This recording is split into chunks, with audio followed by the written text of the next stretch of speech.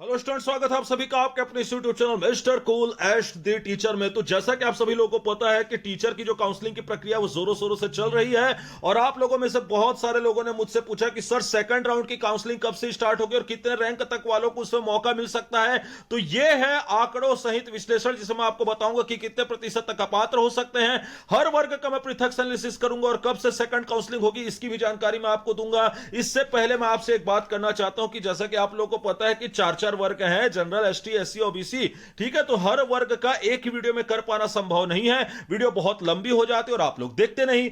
इसलिए ये इस चीज का मैं दो पार्ट लेकर के आऊंगा। आज मैं एनालिसिस करूंगा कि जनरल और ओबीसी का कितने रैंक तक वालों को सेकंड काउंसलिंग के लिए बुला सकता है। उसके बाद फिर अगली वीडियो में मैं एसटी और एससी के बारे में काउंसलिंग करूंगा। इसके पहले मैं आप लोगों से एक फरियाद जरूर करना चाहूंगा कि बहुत मेहनत करके मैं एनालिसिस वीडियो बनाता हूं। मैं भी भगवान नहीं हूं, मैं गणितीय नॉलेज के आधार पर और जिस आधार पर मेरा अनुमान होता है उस आधार पर मैं विश्लेषण करने की कोशिश करता हूं। तो नेगेटिव कमेंट करने से पहले सोच लिया करिए कि कोई आपके लिए इतना मेहनत कर रहा है ताकि आपको आश्वासन मिल सके, आपको एक सही गाइडलाइन मिल सके। तो नेगेटिव कमेंट करने से पहले थोड़ा सोच लिया करिए और आपको खुद पता चल जाएगा भी आगे देख करके कि मैंने कितनी मेहनत की है ये सारे कैलकुलेशन करने में। तो चलिए बिना समय गवाए मैं आप लोग के समक्ष रखता हूं पहला न्यूज जो आज के पेपर में निकल करके सामने आई है कि कितने अनुपस्थित। जी हां, आप सही टाइटल पढ़ रहे हैं। देखिए, आपको पता है कि काउंसलिंग का तीसरा दिन जो है वो कंप्लीट हो चुका है। अब काउंसलिंग के तीसरे दिन में इस न्यूज के हिसाब से आप देख सकते हैं कि टोटल 2429 लोगों को आमंत्रित किया गया था, जिसमें 2049 ही शामिल हुए और 380 लोग अनुपस्थित रहे।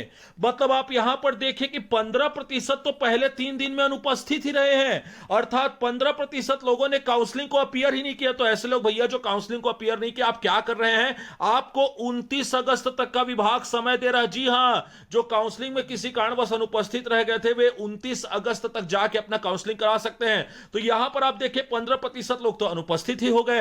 तो इसी आधार पर हम पात्रता और अपात्रता का परसेंटेज भी क्लियर करेंगे और अब मैं बताता हूं आपको कि कितने प्रतिशत लोग अपात्र हो सकते हैं। देखिए, मेरे हिसाब से 20 से 25% मैं सेफ जोन खेल के चल रहा हूं। कितने अपात्र हो सकते हैं?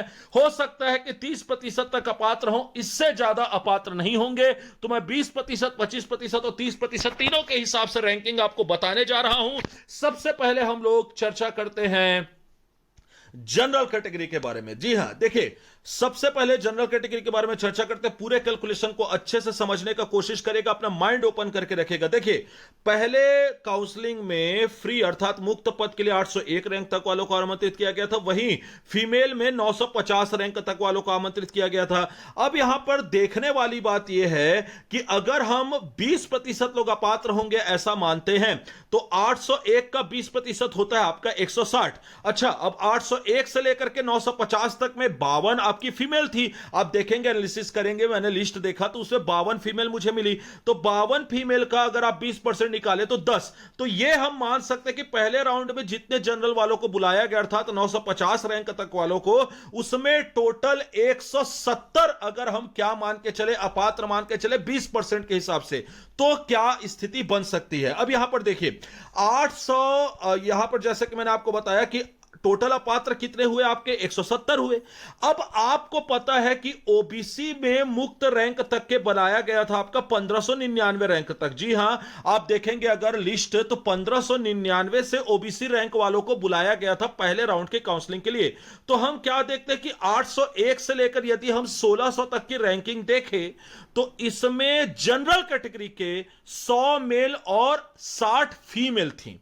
मतलब टोटल 160 जनरल कैटेगरी के कैंडिडेट 801 से 1600 रैंक तक के आते हैं, जबकि जनरल कैटेगरी में 950 रैंक तक को बुलाया गया था महिला सहित। इसका मतलब हम मान करके चल सकते हैं कि अगर 170 लोग यहां पे अपात्र हो रहे हैं तो ये 160 लोग, जी हां, ये 160 लोग जो 801 से 1600 रैंक तक के अर्थात ओबीसी के कट ऑफ, ओबीसी के रैंक के जस्ट पहले रैंक तक वाले जो जितने जनरल 160 रैंक वालों तक, इनको तो क्या मिलेगा, अवश्य मौका मिलेगा। इसका मतलब हम कह सकते हैं कि जो 170 अपात्र हो रहे थे उसमें से 160 पद जनरल मेल और फीमेल को जाने वाला है। यह तो तय है, क्योंकि 1599 रैंक तक के, जैसे मैंने बोला, ओबीसी की काउंसलिंग स्टार्ट हो जा रही है। तो 170 अपात्र में से 160 पद जनरल मेल और फीमेल को जाएंगे, और जो बच जाएंगे 10 जनरल के पद, वो ओबीसी मेल को चला जाएगा।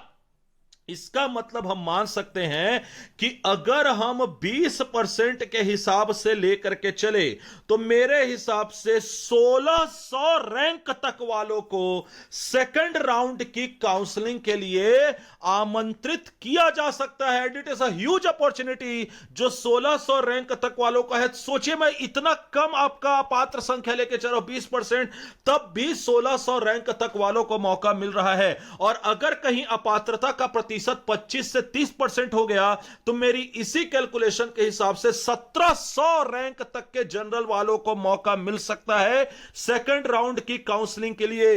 तो यह आपके लिए बहुत बड़ी गुड न्यूज है। जिन भी भाई बहनों का 1600 से लेकर के 1700 रैंक तक के आ रहा है, वे सेकंड राउंड की काउंसलिंग के लिए तैयार रह सकते हैं। जी हां, अब सबसे ज्यादा माथापच्ची करना पड़ा मुझे ओबीसी का डाटा एनालिसिस करने के लिए। देखिए, ओबीसी में कुल मिलाकर के जो आरक्षित पद थे शिक्षक के लिए, वो थे आपके 638, जिसमें से यदि आप 10% फिजिकल हैंडीकैप वगैरह का निकाल देते तो 575 के करीब पोस्ट जो है वो आपका बचता है।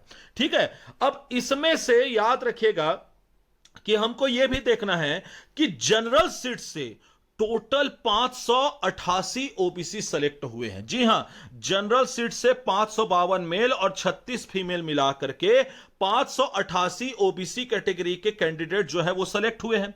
और अब जब आप देखते हैं कि 1599 रैंक तक के कुल 1108 ओबीसी मेल प्लस फीमेल थे।